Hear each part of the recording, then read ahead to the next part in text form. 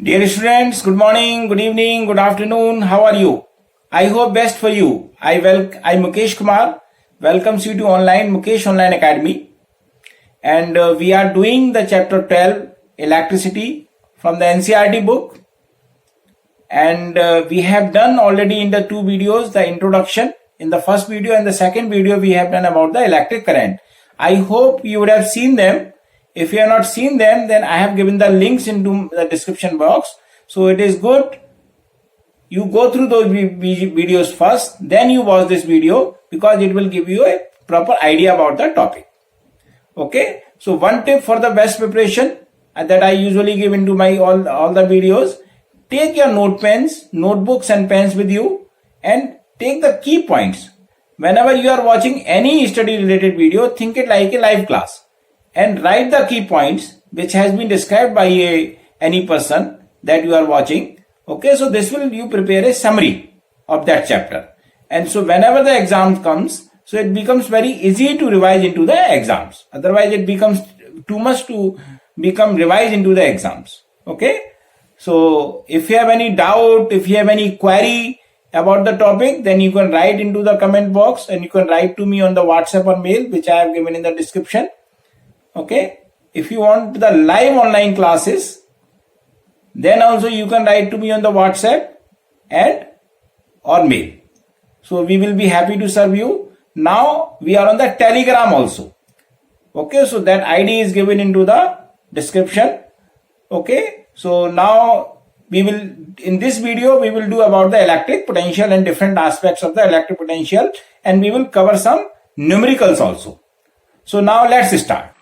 Dear students, in this video we will do about the electric potential. Previously we have done about the electric current and the introduction in the last two videos. So in this we will cover the electric potential. Okay, so first let's first do what is the potential meaning. What is the meaning of potential? Okay, potential normally it is an English word, means the ability to do work. Ability to do work. Okay, so we can come to know about the person's ability or person's potential, that how much work that person can do. So that is the potential. Okay, and the same thing that we can apply into the electricity also. Okay, so that to carry that electricity or to carry that current, how much work is done, or to carry that charge, how much work is done, that is called the electric potential. Okay, so electric potential can be defined as that electric potential at any point in an electric field is said to be the work done, means how much work is done to bring a unit charge from infinity to a point. Okay, so whenever we bring the charge from one point to another point, we have to do some work. Okay, and that work is defined as the electric potential. Okay, so how do we denote it? It is denoted by symbol V. Okay, clear? So now we can write the formula of it. Electric potential equals to work done upon electric charge. Okay, so electric potential is denoted as symbol V, work done as a W, and charge as a Q. So we can say that V equals to W upon Q. Okay, or we can write this as a W equals to V into Q. Clear? Now comes the SI unit. Okay, so SI unit means the SI unit of W is joule and SI unit of charge is coulomb, and we have studied in the last. Okay, so the SI unit of electric potential is joule per coulomb. Okay, so we can write it as J oblique C, or we can write it as J C is to the power minus 2. Okay, and we also, this is also known as the volt, or also known as volt. Okay, so the SI unit of potential is joule per coulomb, Why do we, it is also known as volt? Because it has been given after the name of the scientist who worked on it. Okay, so the volt has been named after the scientist, okay, who worked on it. Okay, so the SI unit is basically joule per coulomb, which is also known as volt because it has been named after the scientist who worked on it. Now we will define the 1 volt. Okay, so definition of 1 volt. Okay, so the 1 volt means 1 joule upon 1 coulomb. So how can we define it? If the 1 joule of work is done to carry a 1 coulomb of charge from infinity to a 1 point, then this is called the 1 volt. Okay, so let's write the definition. If 1 joule of work is done to carry or bring 1 coulomb of charge from infinity to a point, then electric potential is 1 volt.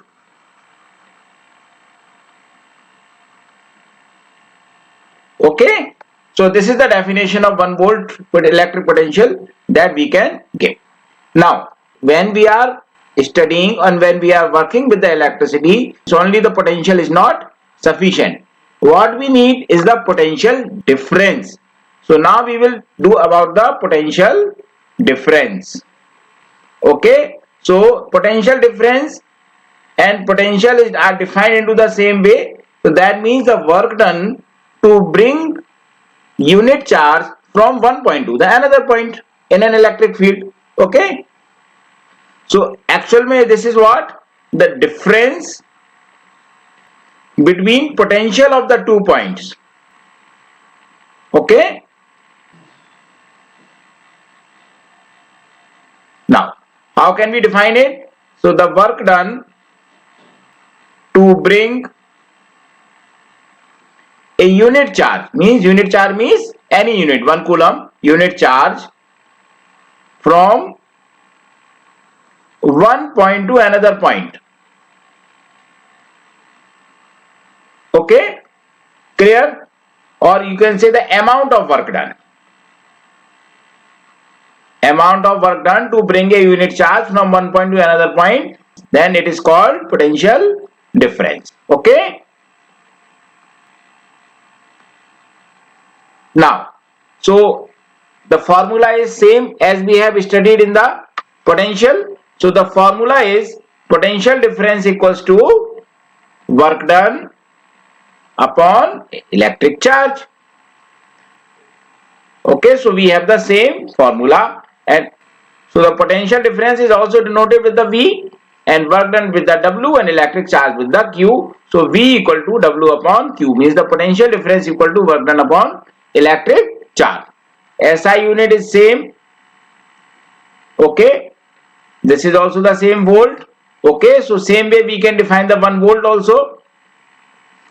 So the 1 volt means 1 joule upon 1 coulomb. So the same way we can define this also. See, if the 1 joule of the work is done to bring the 1 coulomb of charge from one point to another point, then potential difference is said to be 1 volt. Okay, same is the definition of the 1 volt of the potential difference. Clear? Now, see, when we have studied only the electric potential, then what is the need of the potential difference? So now let's study about the importance of potential difference. Okay, what is the importance of potential difference? See, first we will like to take some example like the flow of heat. The flow of heat. Why does the flow of heat takes place? Because there is a difference in temperature. Okay, let's take an example. Suppose this is a hot tea and it is in the cool environment. This is the cold environment, like in the winters. Okay, so what happens? The tea becomes cool after some time. What is the reason? That the heat from the hot tea is being transferred to the surroundings which are cool. So that means the heat is being transferred from the high temperature to low temperature, means high temperature to low temperature. Okay, now let's say the opposite. Suppose if we have a cold drink and we keep it into the summers, so then the cold drink becomes hot after some time. It becomes hot after some time. What is the reason? That the heat from the surroundings has gone into the cold drink because there is a high temperature and there is a low temperature. So that is why after some time, when the both temperatures, here also the both temperature becomes equal and here also the both temperature become equals, then the transfer of heat stops. Okay, so this is the first analogy we can take here. Now let's take the second analogy that we can take for to understand the importance of PD. Flow of air, or we can say wind. Okay, see, wind flows from the high pressure area to low pressure area that we have studied in the geography. Okay, so this is the wind is also blowing because of the difference in the pressure. Clear? Now the flow of water. Okay, so flow of water is from the high to low. Okay, means if the water is kept at the higher plane, then it starts flowing to the down plane. So that is also because of the difference in the height, difference in height and pressure. Okay, so anything that we are seeing in the world is because of the difference.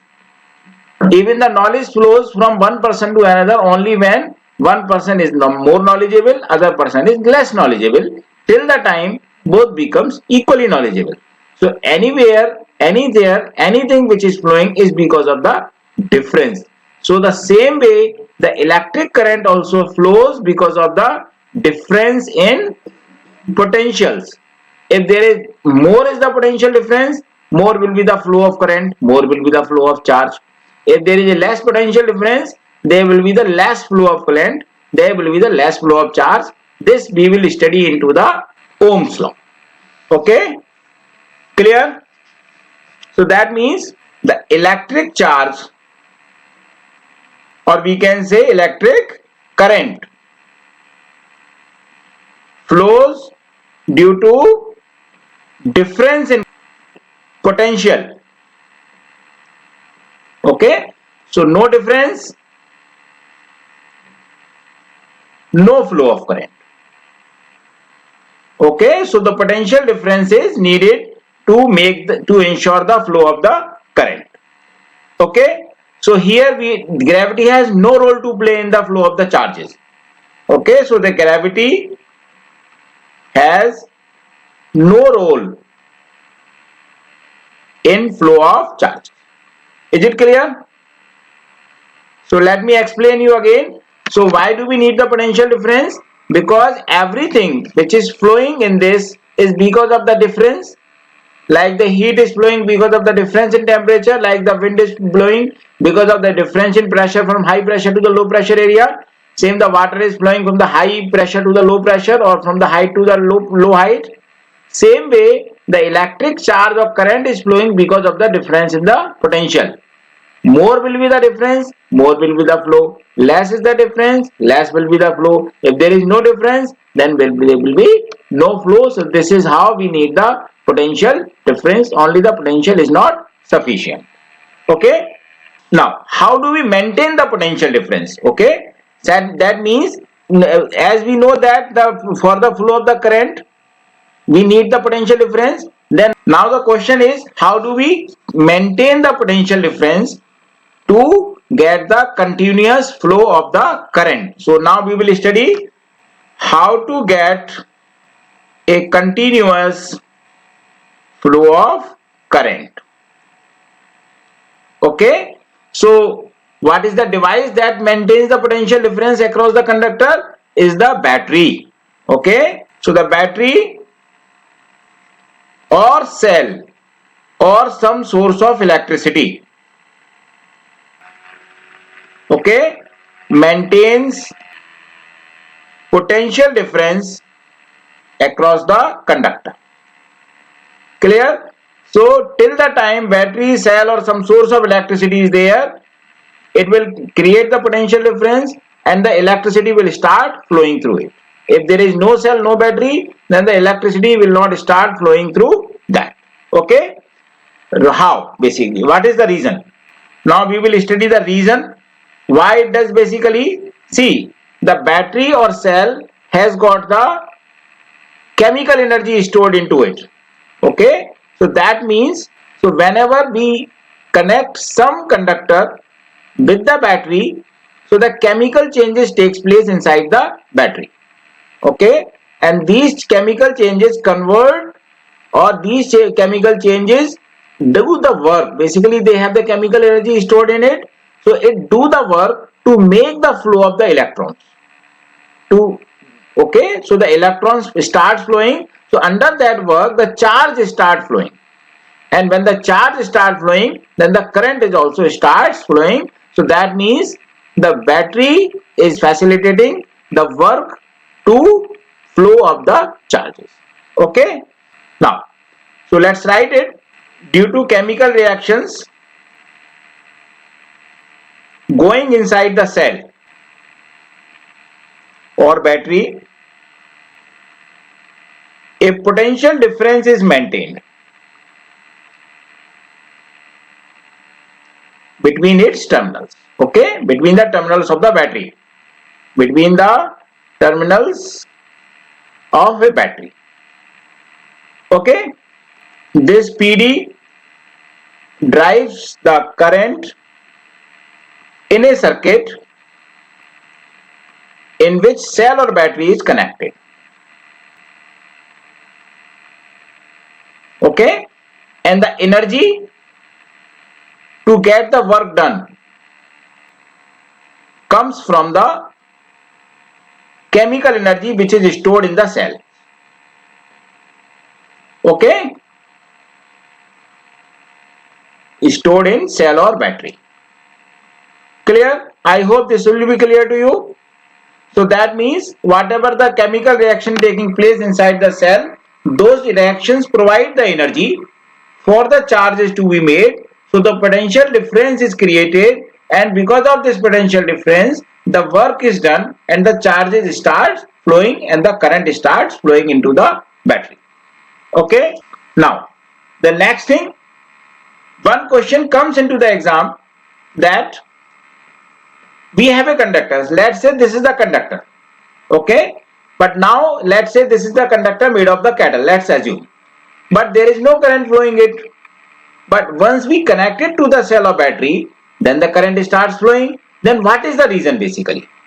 So they ask you in the exam, why is the battery or cell is needed to make the flow of the current? So one thing we have already answered it. So how the current flows in a wire, that I will explain you in the short, how current flows in a wire. Okay, as we can see from this figure, this is a wire which is not connected to any kind of cell or battery. Okay, so that means no current is flowing. What is the reason basically? Still, see, we already know that every wire has got the free electrons, and we studied in the previous classes or previous videos that it is the flow of free electrons which makes the current to flow. So when already there are the electrons, then why is the not current flowing when it is not connected to the battery? So the reason is, see, the electrons, when it is not connected to the battery, these free electrons are moving randomly in all the directions. They move randomly. Okay, these electrons are moving. See, this electron is moving randomly, this electron is moving randomly. All these electrons are moving randomly in all the directions. Okay, but for the current to flow, we need all the electrons to flow in a one single direction. Okay, so see, when we connect that with a cell or battery, then what happens? See, when we connect this conductor with the cell or battery, so this is the cell. Okay, so what is happening? The chemical energy inside this cell okay, is providing the energy for the flow of this electron into one direction. So in this one, the electrons were moving randomly in all the directions. Now the electrons, when we connect them with the cell or battery, so now the electrons starts moving in the one single direction. And who is providing the energy for this movement? Who is getting the work done? This cell is expending its own energy. I just told you that the cell has the chemical energy stored in it, and this chemical energy is doing the work for the flow of these electrons in the one single direction. Okay, so that means this cell has created a potential difference, and because of the work done by this energy to make the flow of charges, and the current start flowing from positive terminal to the negative terminal. See, this is the direction of the current which is being flowing. This is the conventional direction of current, and the electrons will flow into the direction opposite. So the electrons are flowing in this direction and the current is flowing into this direction, and it makes the current to flow in the conductor. Okay, clear? So this is how we can explain how the current flows in a wire. Now the next thing we will take, that which is the instrument that is used to measure the potential difference. As we studied the instrument used to measure the ammeter, the same way we will study the instrument used to measure the electric potential. Instrument used to measure electric potential. So what is the name? It is voltmeter. Voltmeter is the instrument which is used to measure the potential difference. So how does it looks like? Let's see. See, this is the potential. This is the voltmeter. Okay. Here the V sign is given, and all these values are in the volts. This is the positive terminal. This is the negative terminal. So this is the instrument that we will use to measure the potential difference. The next thing comes how it is connected. So it is connected into parallel. Okay, in the circuit in which the current is measured. Okay, so what is the parallel arrangement? When we connect both the positive terminals to one point and both the negative terminals to the another point, so this is called the parallel circuit. Okay, more about the parallel circuit we will study into the combinations when we study the series and parallel combinations of the different resistances. Okay, so first of all it is connected in parallel. Now comes what is the reason that it is connected in parallel. Reason. Okay, in the parallel basically the potential difference across the each appliance is same. So whatever potential difference is there here and what that the same will be into the voltmeter also. So first reason is in parallel the potential difference across each appliance is same. Okay, this is the first reason that we can write. Okay, second thing it has here is that it has very high resistance. It has very high resistance. Okay, now what is the resistance? I told you in the ammeter also the resistance means that in hindrance to the current, opposition to the flow of charge, that is called the resistance. Okay, so here in the voltmeter we need to have the very high resistance. Reason? So that it takes negligible current, so it does not change the value of any kind of current into the circuit. Okay, clear? Now let's write the reason. See, in parallel circuit overall resistance of circuit becomes low. See, how can we prove it? That we will study later into the parallel combination, but here I can just tell you, if there are two resistors of 3 and 5 value ohm, okay, 3 ohm and 5 ohm, and what is this ohm we will study in the next video. Okay, then the effective resistance will be even less than 3. Okay, so then what it will do, it will draw the large current. Okay, so it may draw very large current. Okay, see, if we take the low resistance, then it will draw the large current. So that means the current here will be affected. Okay, the current in other circuit will be affected, so that is why we take the large current, so it takes very negligible current. Very negligible current. Okay, got it? So now let's repeat about the voltmeter. First of all, this instrument is used to measure the potential difference. Second point, it is connected in parallel. Why? Because in parallel the potential difference across each appliance is same. So whatever will be the potential difference here, the same will be here, and if we join some more also, then the same will be here. Okay. Now it has a very high resistance. Why? So that it takes very negligible current. Reason, whenever we are connecting any kind of appliances in the parallel, so their effective resistance even becomes lesser than the least resistance. Okay, so then it may draw the large current. So that is why we take a very high resistance, so that it takes a very negligible current and does not change the value of the current in the overall circuit. Okay, so these are the reasons that we use for these definitions. Okay, so now the next we will do about the difference between the ammeter and voltmeter. Okay, now let's difference between ammeter and voltmeter. Okay, so how can we write the difference? We just tabulate it. Okay, we can compare between ammeter and voltmeter. See, let's say this is the ammeter part, and here we will write the voltmeter. Okay, so we will do the tabulate the differences. So let's take one by one. Okay, see, let's say first, why we use the ammeter? Basically to measure the electric current in a circuit. Okay, and we use it to measure the potential difference.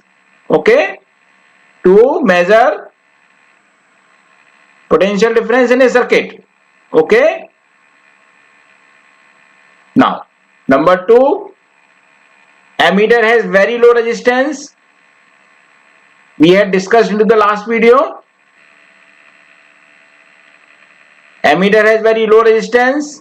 Okay, and it has very high resistance. Okay, and third thing, it is joined in series in a circuit. Okay, and it is joined in parallel in a circuit. So this way we can write the difference. So what are the differences? First is the to measure for what purpose it is used. Ammeter is used to measure the electric current in a circuit, and voltmeter is used to measure the potential difference in a circuit. Ammeter has got very low resistance, voltmeter has got very high resistance. Ammeter is joined in series and the voltmeter is joined in parallel. Okay, so now we will do some questions, some examples related to the formula that we have studied, the V equal to W upon Q. See, this question is present into the example 12.2 and page on NCERT book. Okay, so now we have to do this question that how much work is done. So what do we need to ask? Work. How much work is done in moving a charge of 2 coulomb. So the charge is given and a potential difference of 12 volt is also given. So what is given basically that we will write first. Okay, so the charge is given 2 coulomb.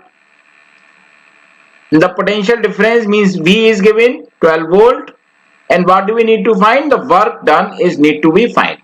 So already know the formula that V equal to W upon Q, or we can write the formula W equals to V into Q. So that means V is what? 12 into 2. So 24 joule of the work is done to bring this 2 coulombs of charge when the potential difference is 12. Okay. Now let's do one more question. See, the now next question is that how much work is done in moving a charge of 2 coulomb from a point at 118 volt to a point 128 volt. So here we have the 2 points. The one point is at 118 and second point is at 128. Okay, so first we will find the potential difference. So the potential difference is what? 128 minus 118. That means the 10 volt potential difference is there. And charge is 2 coulomb. So we can use to find W, we can use V into Q. Okay, so that means 10 into 2 is 20 joule of work is done to bring this charge. Okay. Now do the one more question. See, in this question basically we need to find the potential difference. So what is given? We need to find the potential difference, the energy work done is given, and the amount of charge is given. So let's write what are the given basically. We have the W, which is 250 joule. Okay. We have the Q, which is the 20 coulomb, and we need to find the potential difference, means V we need to find. So we already know the formula, V equal to W upon Q. So that means 250 upon 20. So we can divide that. That means 12.5 volt is the answer which is coming. Okay. So these are the some sample examples. Okay, that we have to do. Clear? Now we will take one more example. See, this is one more example where the charge is given, where the time is given. Okay, first we need to find the current, and then voltage is given, then we need to find the energy. Energy means the work done. Okay, so let's do it. So what is given? First, the Q is equal to 10 coulomb, and the time is given 0.1 seconds, and the V is given 10 MV. MV means megavolt, and which is equal to 1 megavolt equals to 10 to the power 6 volts. Okay, so that means 10 into 10 to the power 6, it becomes 10 raised to the power 7 volts. Okay, so first what we need to find?